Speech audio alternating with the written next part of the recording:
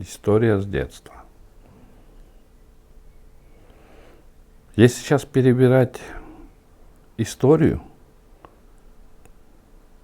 из детства, то я могу вспомнить только одно.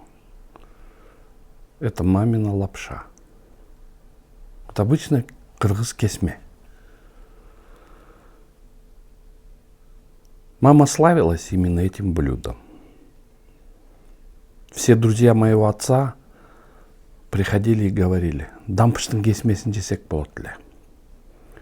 Сейчас то, что продают в магазинах, китлап или китайская лапша, мама резала очень-очень тонко. Зажарка была такая шикарная. И когда кушал это кесме, всегда чувствовалась материнская любовь, материнская забота.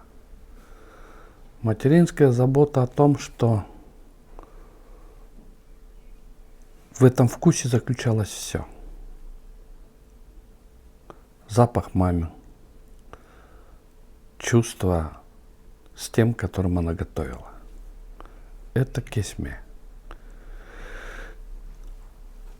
Сейчас, когда мамы уже нету, уже более 13 лет, вкус этого кесме, он не уходит. Как бы ни старался искать или просить, или сделать это кесме, никогда не было такого. Потому что мама готовила это с особой любовью. Это было самое то, что я любил кушать.